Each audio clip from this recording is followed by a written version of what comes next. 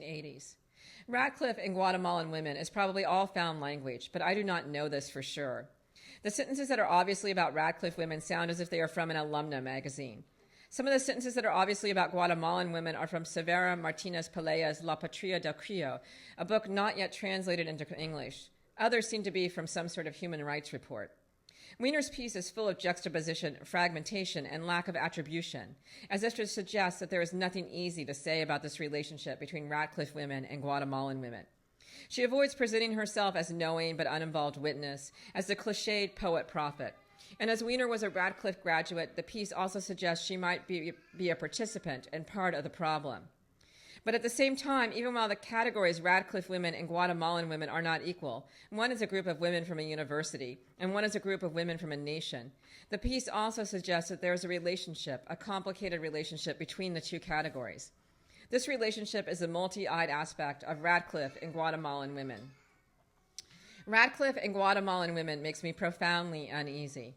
It makes me uneasy that the Radcliffe women and the Guatemalan women are presumed opposites, one privileged and one not. It makes me uneasy that at the same time the Radcliffe women and the Guatemalan women are specific sort of joined opposites, joined by their gender, by their ties that their governments have with each other, and by the ties that they have with their governments. It makes me uneasy that Weiner more or less treats both categories of women equally. Neither the Radcliffe women nor the Guatemalan women have any depth.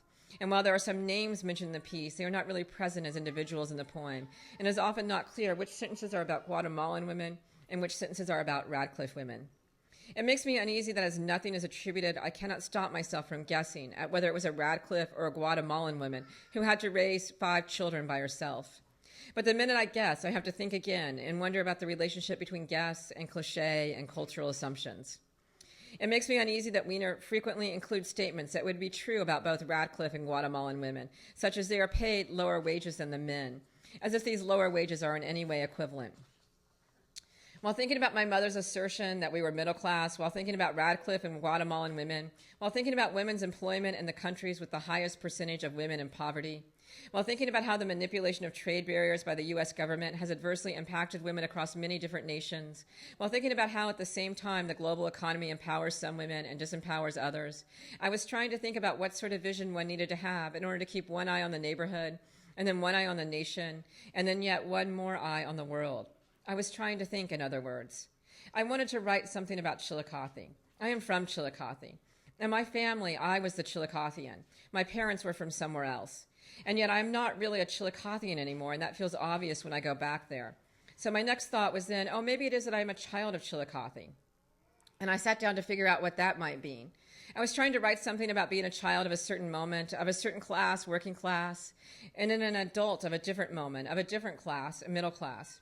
I was attempting to grow some other eyes. I wanted to write something about Chillicothe, even as my story is not the story of Chillicothe, even as Chillicothe and I both benefit from the economic incentives that Lyndon B. Johnson's 1964 War on Poverty allocates to Appalachia, even as I take these incentives and I leave town and benefit from globalization in numerous ways, even as I continue to benefit today, even as Chillicothe's fortunes dwindle a few years after NAFTA when its industries go south. It has a typo in it. Each morning as I tried to develop a multi-eyed focus, I would sit down at my desk and go into a trance and write down whatever came up. I left Chillicothe more or less for good when I was 21, so I ended up with a lot of childhood memories, most of them personally pleasant. I kept these totems in a file, and when I got tired of gathering them, I would try to rebuild the town from the outside, from statistics, and I would arrange all these parts of Chillicothe in various patterns and try to see what sort of place the various patterns made. 4. When I went to college, this house where I grew up became lower middle class. We never talked about class at college. We didn't talk about class much in graduate school either. Unemployment for Appalachia fluctuated over the period with the unemployment rate in 2000 at 5.7%, higher than the 1970 rate of 4%. 3-to-1 gap in incomes between the richest and poorest countries in 1820, 35-to-1 gap in 1950. Then it continued with a teaching assistant line in graduate school. Then I realized something about education and class mobility. Then I kept this definition but moved from block to nation. Then I did as told and got a scholarship. Then I also began to think about how I lived in one of the richest countries in the world. The per capita income of Chillicothe was $19,101 in 2000. That one could say one was Appalachian and more or less mean that one was lower class. So I was able to deduce then that I was not middle class. So at the same moment that a book told me I could think of myself as marginal or at risk or disadvantaged, I also realized that I was reading a book that I had access to because I was no longer Appalachian, because this book was not sold in my town. 72-to-1 gap in incomes between the richest and poorest countries in 1992. Most of my fellow PhDs had to quit looking for academic work after an unsuccessful first year and get other sorts of jobs. And then the jobs they got didn't give them time necessary to look for academic work. Mine began with a scholarship. In each category, it lagged the nation by more than 30 percentage points. In 1999, 13% people in poverty in Appalachia. In 1989, 15.4% people in poverty. I was able to go to graduate school because the university wanted some cheap labor. I thought I was getting something for free from the university, but really they were giving me a minimum wage job and calling it a mentorship and a scholarship. I should have figured it out then. I do remember my high school guidance counselor telling me to apply to rich private schools because these schools were interested in diversity and would give Appalachians scholarships. She was talking about how white women were beneficiaries of affirmative action, although she didn't say it that way. I attended graduate school with a number of others from working classes. 44-to-1 gap in incomes between the richest and poorest countries in 1973. For if we were middle class on the block and lower class in the nation, we were upper class in the world, or in other words, the terms were so relationally slippery they were hard to define. Can you see where I started to get stuck?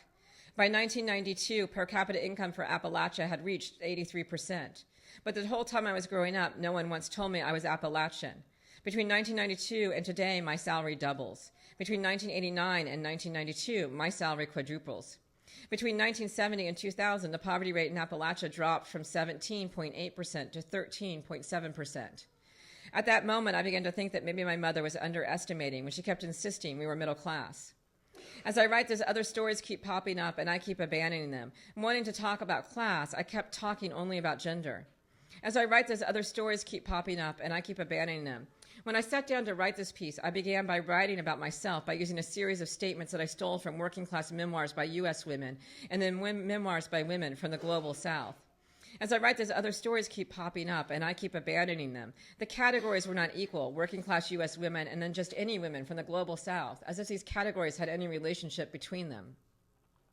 As I write this, other stories keep popping up, and I keep abandoning them. Education's complicated relationship to class. As I write this, other stories keep popping up, and I keep abandoning them. Alternative ways of living one's life, the alternative ways of seeing things that can at moments be induced by drug use that was such a part of Weiner. As I write this, other stories keep popping up, and I keep abandoning them. The difficulty of categorizing Weiner, Radcliffe graduate, then lingerie model, then tuned in and dropped out language poet who sees words on people's heads. As I write this, other stories keep popping up, and I keep abandoning them. Weiner's Radcliffe and Guatemalan